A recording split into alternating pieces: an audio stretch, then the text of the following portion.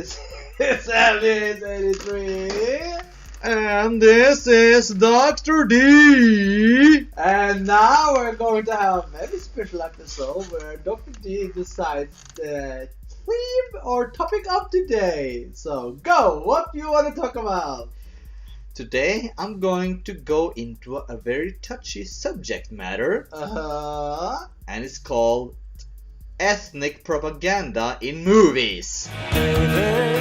The winds blow. Okay. What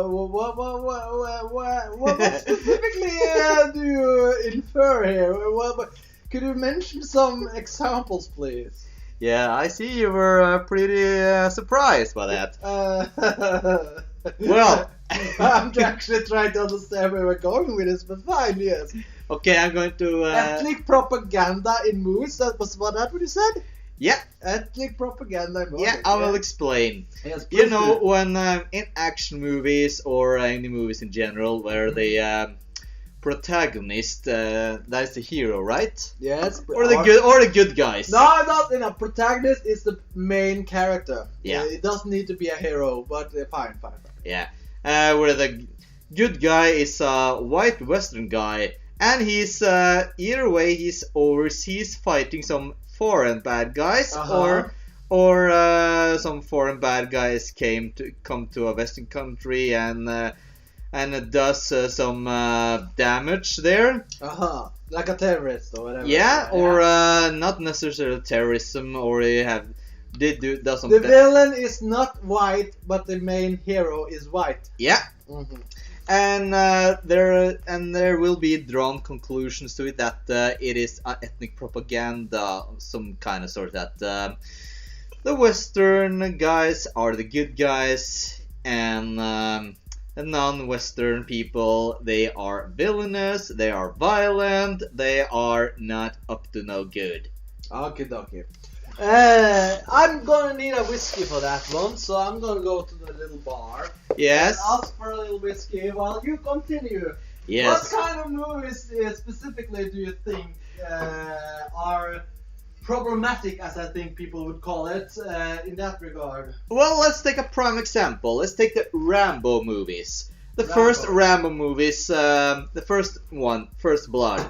Yeah. Which I think is one of the great action movies ever made. He's in America, and he's fighting white Western police officers. No problem there. No problem there. In the sequels, however, he travels overseas and he Kills gooks. Well, you can say that. Yeah, because that's what they say. Kill gooks. They don't say that in any of the Rambo movies. Don't they? Are you sure? Yeah. Where did I hear that word then? Because probably in Platoon or any of those. Okay, because I don't know English slurs unless I see it in the movies. I can tell you that. So I could have swore it was from that movie. But fine. Okay, Gooks, Charlie's in the 3. Yeah, South Park reference. Oh yeah, but that's, I guess, the reference to something else. Yeah, but let me continue. I got it from South Park. Let me continue. Yes, please go on. In the second one, Rambo First Blood Part 2, not only does he have to fight the Viet Cong all over again, but they also have to fight the Russian army. This is the 80s. Russians. 80s, Cold War. So, Rambo 2 is one of the more understandable movies being subjected to these accusations, because America had this. Yeah. They had this. They couldn't. They didn't take that loss too well. There was this mentality in some communities that they wanted to win this war even though they lost it. Okay, you now we're going into historical perspectives, and I don't want to go into that. Yeah. The point is, a lot of movies, including Rambo First Blood, is placed in a historical context where a white guy kills Asians and Russians. North Koreans, is that, or Chinese? I can't remember. I think it was Viet Cong. I don't know what Viet Cong is. That China? I thought. Where is I think they're in Laos. They're in Laos. I don't know where that is either. Yeah. Geography, I was never very good Yeah. at. But anyways, fighting evil people of Asian inheritance. Although there are some good Asian characters in the movie, I won't spoil anything further. But then, surprise! It turns out that there are Russian there as well. And to add more insult to the injury, the movie soundtrack, which I think is pretty cool. They have this. They have the Rambo theme. You probably heard it. If you not, look it up. Then they have for whenever the bad Asian guy shows up, they have main theme for the Asian guys. We have this Asian Slaughter team, yes. yeah, that yeah, it's kind of, and when the Russian shows up, they have a movie theme. Kalinka. No, not kinda, but they have a main theme for the Russian bad guys as well. Like, this is the Asian bad guys, and this, kids, is the Russian bad guys. Yes. Kind of the same thing with another action movie called Showdown in Little Tokyo. Showdown in Togo? Yeah, it's with Dolph Lundgren, not the one with Kurt Russell. Okay. The good guys have this hard rock, upbeat good guy theme. Whenever the Yakuza shows up, they have this they have this Asian themed music in the background. Like, this is the Western good guys, this is the Asian bad guys. Yeah. You're good, man, I see. So, however, so this is the kind of thing that make people think, this is ethnic propaganda. This is Western good guys against non-Western bad guys, and therefore this movie is racist. Oh, okay. So we're going into the lovely field of social justice warriors and PC, and could it be okay or not to put it in like that? Yeah. Okay, so the first thing, recently I saw it's been like this YouTube thing where people talk about gay characters in movies and how they always die. And I watched a couple of those, and what fascinates me is that people want diversity in movies, but they don't want the diverse characters to have any drama or problems. Now, they don't understand what movies and storytelling is about. Storytelling is a person goes through a series of problems until they reach a goal. It needs conflict and it needs problems. You can't introduce a character that's Asian and just have it being a perfect character, because then there's no problems, nothing happens. Yeah, it's very difficult to police all camps. And the point is that if you have a bad side, then you need a good side, and if you have a good side, you need a bad side. And it would be rather bland if every time you had a Asian hero, he needed to fight other Asians, and every time you had a white hero, he needed to fight other white people. Yeah. And moving forward from Rambo 2, in Rambo 3, it's only Russian bad guys. Only this time they're in Afghanistan. And here's a little fun fact. Rambo 3 is actually dedicated to the brave people of Afghanistan. Oh, the brave people of Afghanistan. Yeah. I have a friend from Afghanistan. And the movie was pretty I shunned. have a friend from Afghanistan. I'm just saying. Yeah. I'm diverse.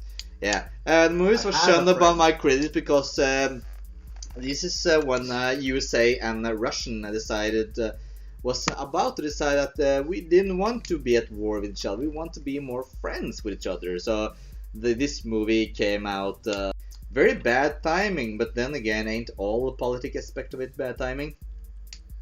I don't understand the question. But but anyway, this is the most prime example of it. But you have more recent example of it: the Taken movies with Liam Neeson. Never seen those either. No, but it's about white Western guys fighting foreign bad guys.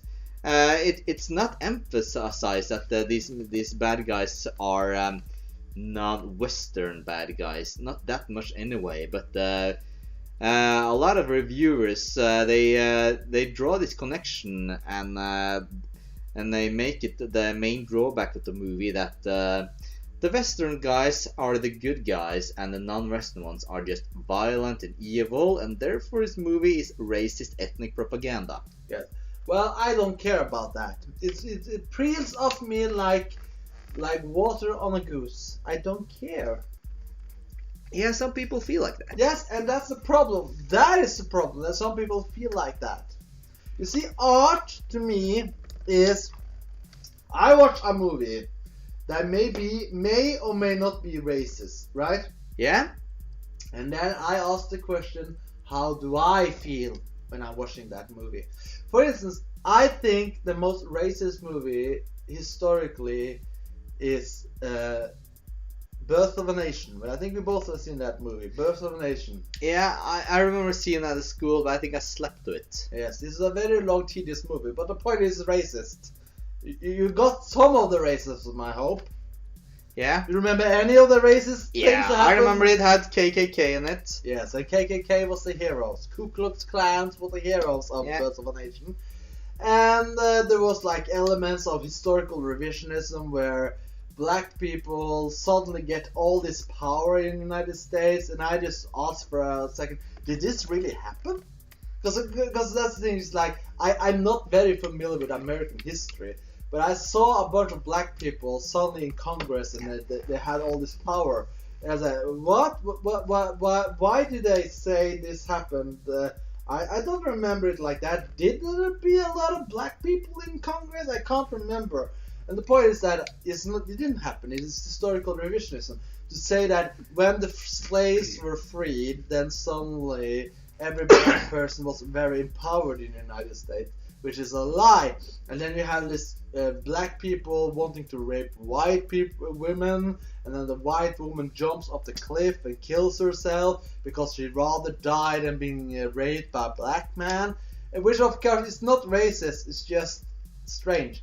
It's a very strange situation. I understand that nobody wants to be raped by anybody. That's fine.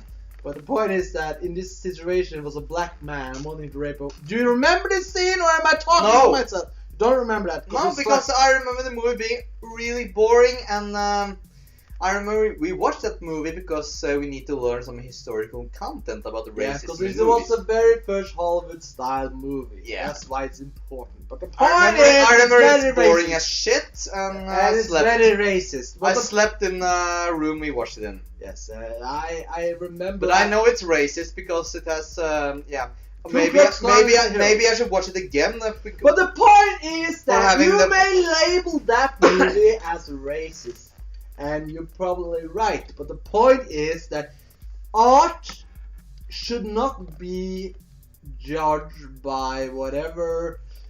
Okay, here's the thing. Yeah? You have something called projection. Yeah? Yeah. Projection is a psychological term. It's that if you see a blank canvas, you will project yourself onto that canvas. Meaning, you have something inside of yourself, and art reflects that. So, if a movie is racist, you will see the racism more clearly, perhaps, than a person that has no racism at all. That is the paradox, because a child watching Birth of a Nation may not even see the skin color. They may not recognize any of the context. It's a very complicated ballet between the perceiver and the art. And some people want to say something like, oh, this is racism, that's wrong, we need to ban it. But the point is that sometimes ask the question, would a child understand this? Or is it you who see this because you already have preconceived notions that this is racist? It is a pretty interesting question because here's the thing, I actually have many of those feelings regarding the Rambo sequels. I actually like watching the Rambo sequels because I don't watch the Viet Cong and the Russian bad guys as Asians and Russians. I just simply watch them as bad guys. I do kinda have it in my back of the head that there might be some political agenda behind it.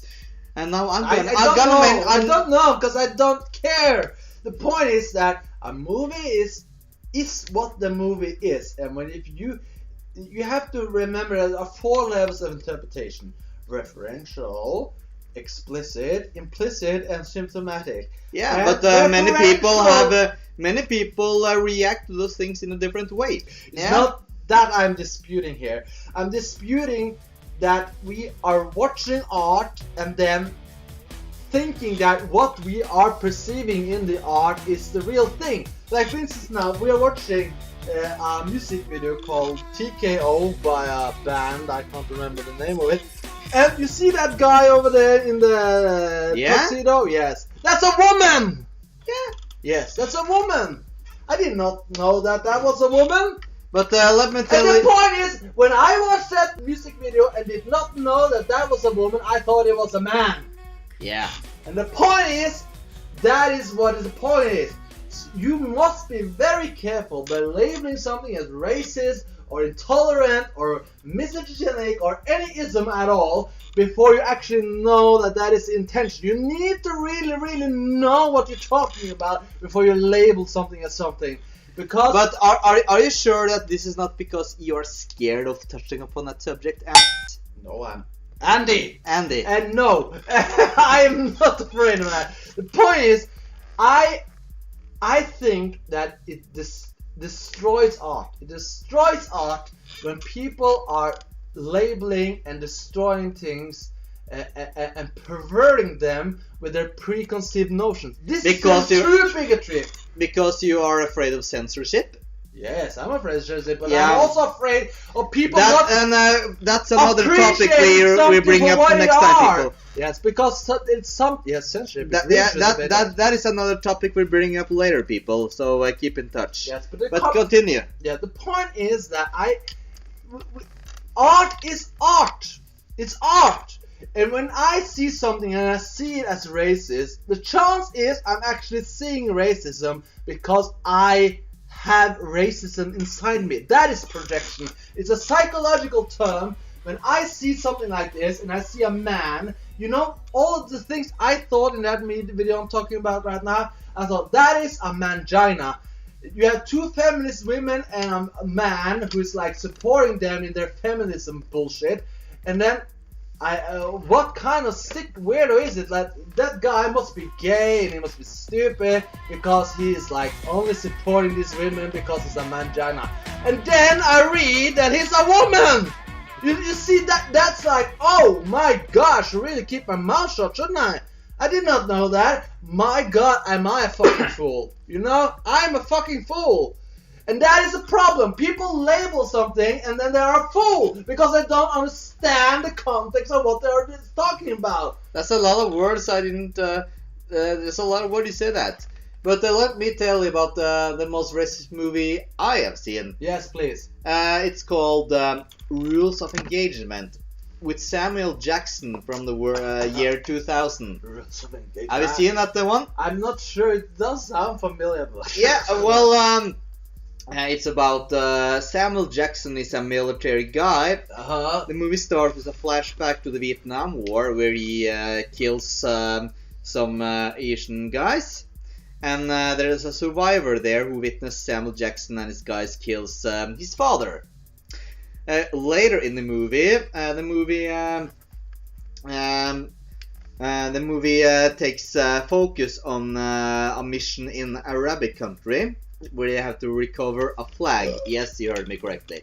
What? They have to recover a flag, American flag. I don't pay attention because I already dropped out. And the Seems like a very boring movie. Yeah, the most infamous scene is when they are being surrounded by Asian soldiers, and Samuel Jackson uttered the most famous line in the movie, and that is, "Waste the motherfuckers."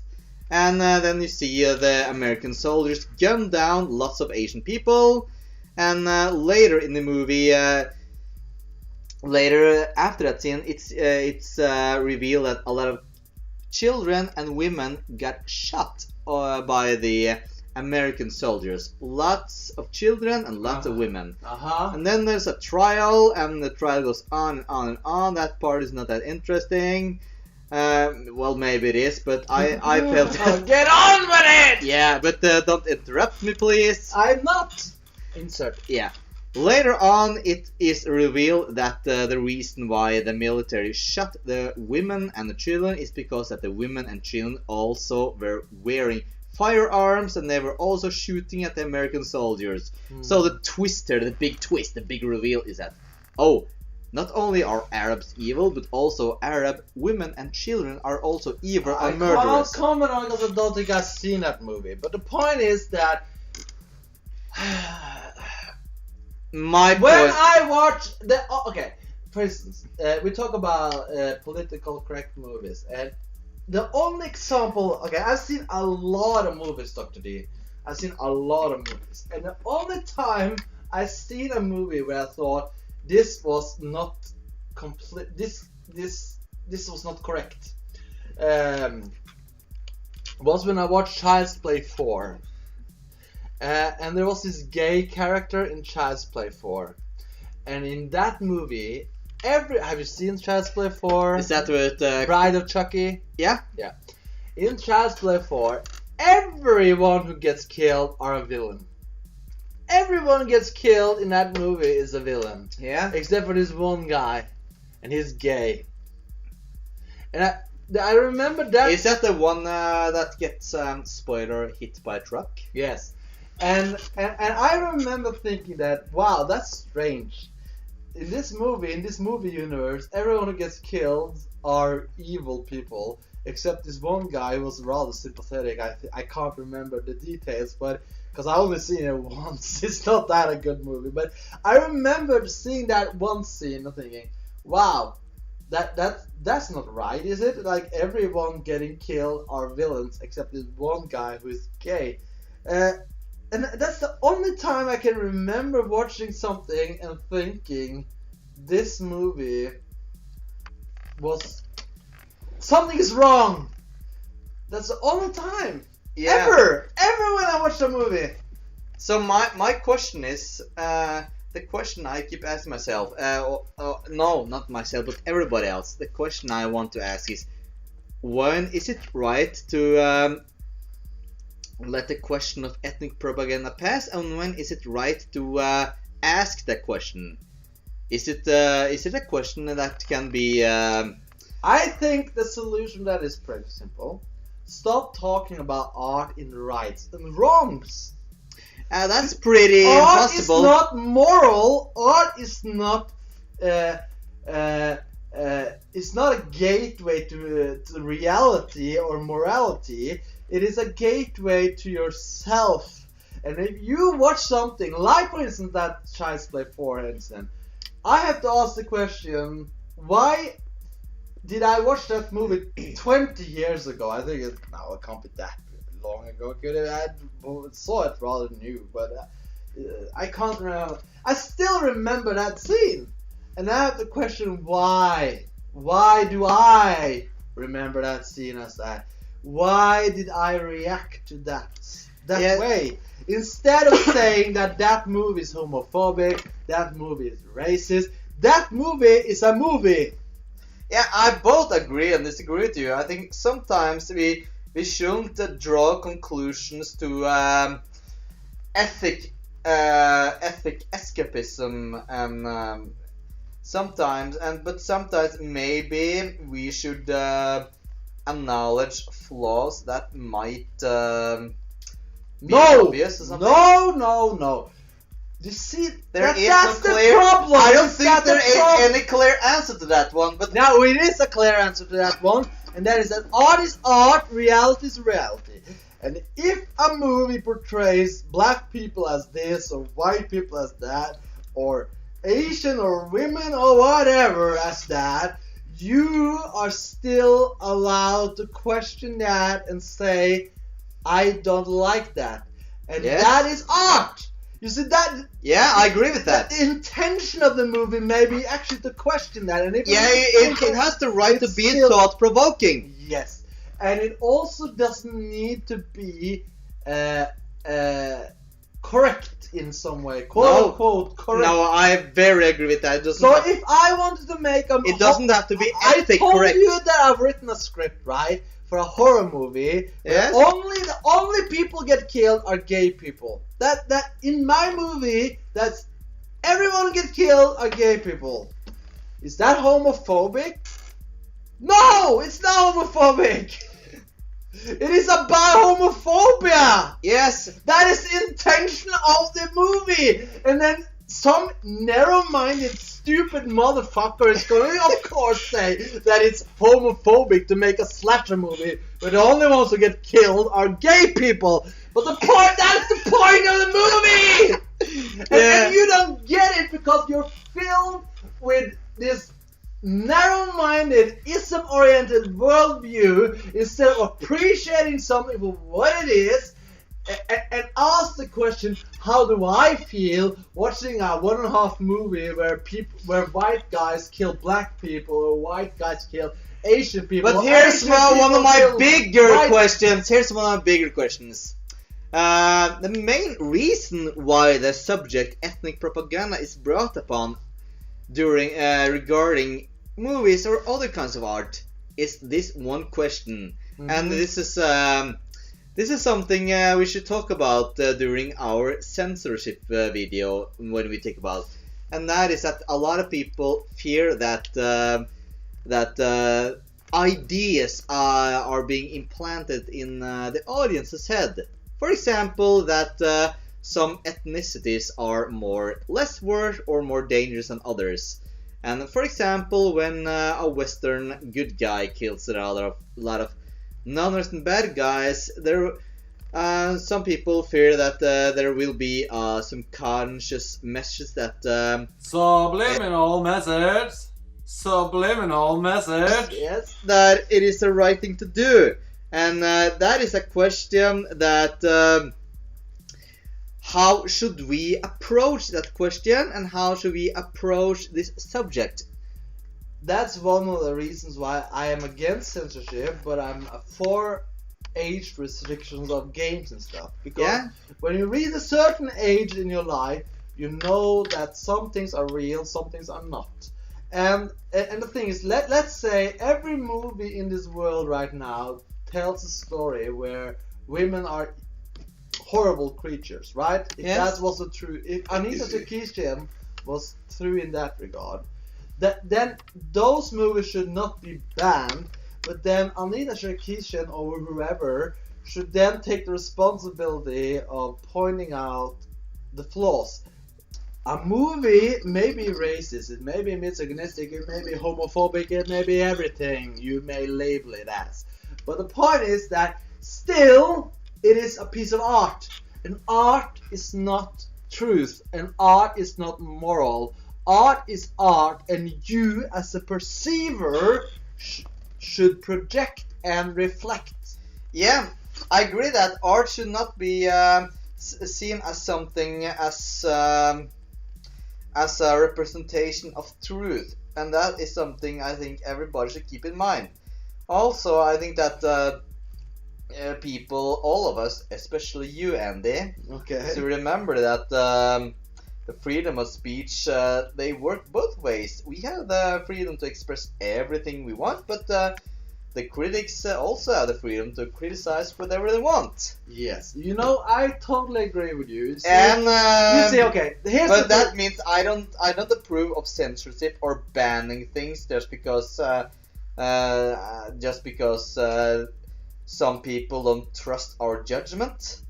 Okay, I agree with you. See, the thing is, Anita Sarkeesian, we mentioned her earlier, and I mentioned her again. Yeah. She has gotten a lot of heat because she has questioned art. Okay. Yeah. And I don't think it is right to treat her like a piece of shit. Although I do think there are righteous questions like her agenda and her motives for doing this. All these other things are valid. No, yeah. I don't think... I'm not done yet, Dr. D. Yeah? The point is that these are valid questions of her character. She has a faulty character, to put it mildly. But her right to question art in and of itself should not be unquestioned. It should be questioned. Yeah. She has the right to say whatever she feels she wants to say without fear of prosecution and violence and being hated. I agree. And if someone disagrees with her, we should point out why we disagree with her, but not because of the person she is. We have to do it according to the point she makes. Yes. Like Although you said, she is a lawful person as Yeah. well, we could add that without being too. I've seen a lot of her fucking movies, videos, and she doesn't understand art, and she seems to basically hate all art.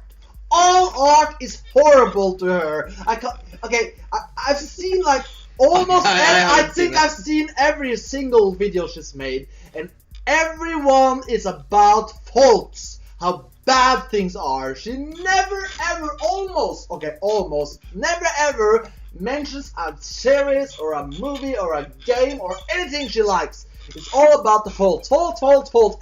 Yeah, I agree with that. And that is perverted and that is wrong. But she has the right to do it.